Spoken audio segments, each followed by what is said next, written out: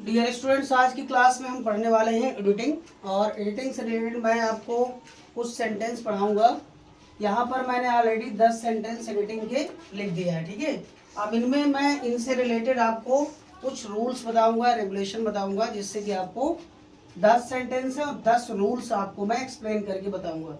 अभी तक मैंने टेंसेस के एक्सरसाइज डाला है, बहुत सारे टेंस पढ़ाया है मैंने और सारी चीज़ें बताया है, लेकिन उसमें से मैं देख रहा हूँ बहुत अच्छा लग रहा है मुझे भी, क्योंकि बहुत सारे लोग उसे देख रहे हैं और बहुत अच्छा लग रहा है, उससे फ़ायदा हो रहा है बहुत सारे लोगों का। और बस मैं यही कहूँगा कि जैसे कि मैं ये हमारे शौक के लिए मैं पढ़ाता हूँ, आपको पता है कि सब चीज़ें, मेरा कोई इंटेंशन नहीं है कि मैं यूट्यूब में कोई फेमस होने के लिए पढ़ा रहा हूँ। ये इसलिए पढ़ा रहा हूँ कि जो बच्चा पढ़ रहा है उसको सारी चीज़ें क्लियर कट समझ में आ जाए, ठीक है। तो ये आज का मेरा उद्देश्य है कि आप इसको अच्छे से पढ़ें और समझें, ठीक है। अब मैं आपको इससे रिलेटेड सारी चीज़ें एक्सप्लेन करूंगा, तो आप देखिएगा यहाँ पर। जैसे कि यहाँ लिखा है, एडिटिंग में बहुत सारी चीज़ों को ध्यान देना पड़ता है। जैसे कि सबसे पहले ध्यान देना पड़ता है हमें टेंस का। टेंस हमें बहुत अच्छे से आना चाहिए, फिर हमें सेंटेंस आना चाहिए, ठीक है। और इसके बाद डिटर्मिनर आना चाहिए, ठीक है। मॉडल्स आना चाहिए, ठीक है। ये बहुत सारी चीज़ें होती हैं जिनसे, और प्रीपोजिशन, ठीक है, कंजक्शन, ये बहुत सारी चीज़ें टर्म्स होते हैं, ये हमको बेसिक चीज़ें हमारे दिमाग में आनी चाहिए था, ठीक है। तो इस तरह से हम लोग इनके बारे में मैं आपको डिटेल से बताऊंगा, ठीक है। तो आइए स्टार्ट करते हैं। जैसे यहाँ पर लिखा है, एक सेंटेंस लिखा है यहाँ पर, मैनी आ, ठीक है, याद रखना यहाँ पर एक मैनी आ वर्ड लिखा है, ठीक है। तो जो मैनी के बाद हमारा ये लग गया आ वर्ड हो गया, तो इसके बाद सब्जेक्ट हमारा सिंगुलर होता है, सिंगुलर सब्जेक्ट होगा, लेकिन आने वाला जो नंबर होगा वो नंबर हमारा कैसा होगा, वो सिंगुलर होगा, यानी यहाँ पर क्या होगा, हैज होगा, ठीक है। तो मैनी आ के बाद यहाँ पर हैज लग जाएगा, हैव नहीं होगा। Whenever I needed, she gave an advice, गलत बात है, देखिए whenever सही है, I needed सही है, she gave सेकेंड फॉर्म है, लेकिन यहाँ पर an advice नहीं होना चाहिए, क्योंकि एडवाइस अनकाउंटेबल होता है। और इससे पहले अगर हम लगाते हैं तो इससे पहले या तो हम लगा सकते हैं क्या, सम लगा सकते हैं, या और हम क्या लगा सकते हैं, a piece of, a lot of, ऐसे भी हम इनके बाद लगा, यानी एन एडवाइस नहीं लगता। अब ये मत कहना कि इससे पहले ये वोवेल साउंड है तो वोवेल साउंड से पहले एन आता है, इसका कोई भी ऐसा रूल नहीं होता।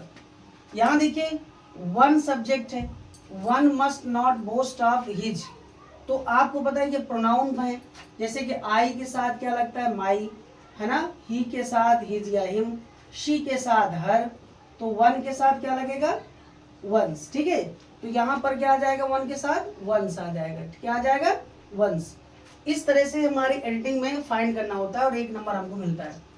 I thought she may be at home but she was not, ठीक है। तो यहाँ पर देखिए इस तरह सेंटेंस दिया है कि अब यहाँ पर जब पास्ट लगा है, यहाँ देखिए पास्ट लगा है, यहाँ पास्ट लगा है, तो यहाँ पर मे लगा है, तो यहाँ पर मे नहीं होना चाहिए, इसकी जगह में क्या होना चाहिए, माइट होना चाहिए। क्या होना चाहिए, जब पास्ट में होता है कोई फॉर्म्स तो वहां पर पास्ट की चीजें लगाते हैं, यानी वहां पर प्रेजेंट हम नहीं लगाते, क्लियर है। अब यहाँ पर देखिए ही इज ऑलरेडी अक्वाइंटेड, यहाँ प्रीपोजिशन गलत है, यहाँ मॉडल गलत था, ये मॉडल वर्ब है, ठीक है। और यहाँ पर प्रोनाउन गलत था, ठीक है। इस तरह से यहाँ पर आपका डिटर्मिनर गलत था, और यहाँ वाले में आपका हेल्पिंग वर्ब यानी कि वो गलत था। अब एक्वाइंटेंट का मतलब होता है परिचित, क्या होता है, परिचित। इसके बाद कभी भी बाई नहीं आता, इसके बाद क्या आएगा, बाई ना आकर के यहाँ क्या आएगा, एक्वाइंटेंट के साथ विद आता है, ठीक है, क्लियर है। ईच ऑफ, अब यहाँ समझिएगा, each of, either of, neither of, parts of, kinds of, जब ये ऐसे वर्ड्स होते हैं, ठीक है, each of, either of, parts of, kinds of होता है, उसके बाद सब्जेक्ट आपका प्लूरल होता है। सब्जेक्ट कैसा होता है, प्लूरल होता है, लेकिन नंबर जो होता है वो सिंगुलर होता है, यानी इसकी जगह में हम क्या लगाएंगे, हैज आएगा, ठीक है। तो इस तरह से आपको देखना होता है, each of, either of, neither of, parts of के बाद सब्जेक्ट आपका प्लूरल रहता है, लेकिन नंबर हमेशा सिंगुलर होता है, क्लियर है। अब विच इज द चीपेस्ट, देखिए यहाँ पर लिखा है डिग्री गलत है, the cheapest of the two cars. यहाँ जब दो लोगों की बात बताया है और आपका डिग्री आपने पढ़ा होगा, डिग्री मैंने पढ़ाया था PCS, क्या PCS, पॉजिटिव, कंपैरेटिव और superlative.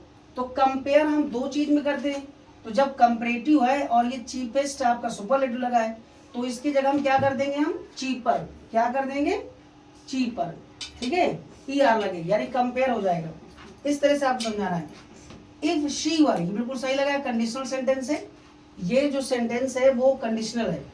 If she were hair, अगर वो यहाँ होती तो दूसरा वाला जो सेंटेंस होता है, दूसरा जो क्लॉज होता है वो पास्ट में होता है, ठीक है, किस में होता है, पास्ट में, यानी कि आगे यहाँ पर वुड आएगा, ठीक है।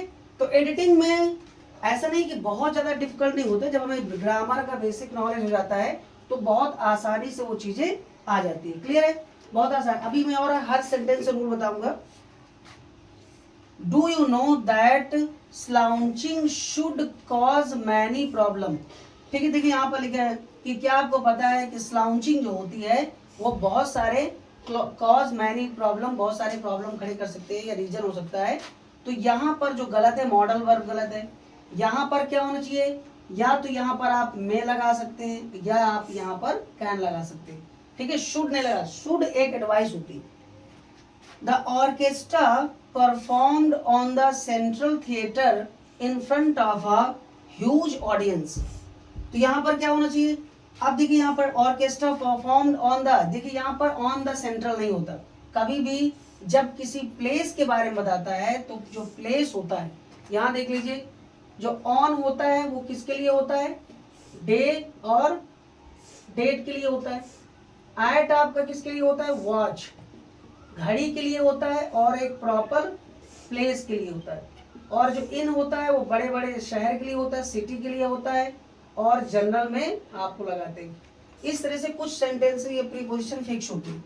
तो यहाँ पर क्या होगा, एट होगा, क्या होगा, एट होगा, at the central theatre in huge audience. तो स्टूडेंट्स इस तरह से मैंने 10 सेंटेंस आज आपको बताया है। एडिटिंग में आगे जब आने वाला होगा तो 10 सेंटेंस और होगा, और 10 सेंटेंस से रिलेटेड आपको हर सेंटेंस से रिलेटेड मैं रूल्स बताऊंगा कि किस तरह से इसके साथ ये क्यों आया है और ये कैसे आना चाहिए।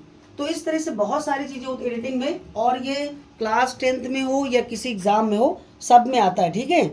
तो यहाँ पर अगर मैं कुछ जानकारी दे दूं, जैसे यहाँ पर मैं कल बताऊंगा कि have to, has to, had to, about to, तो इनके बाद हमेशा वर्ब की फर्स्ट फॉर्म लगाते हैं। और अगर जनरल टेंस होता है तो टेंस में हैड, हैज और हैव के बाद वर्ब की थर्ड फॉर्म आती है। लेकिन जब इनके साथ इन्फिनेटिव जुड़ता है तो किस तरह से यूज बनता है आगे की क्लास में मैं आपको बताऊंगा। सो आपको बहुत अच्छा लगा होगा मेरी मैं स्टाइल्स जो मैंने पढ़ाया और आपको एडिटिंग समझाया। Thanks a lot, have a nice day.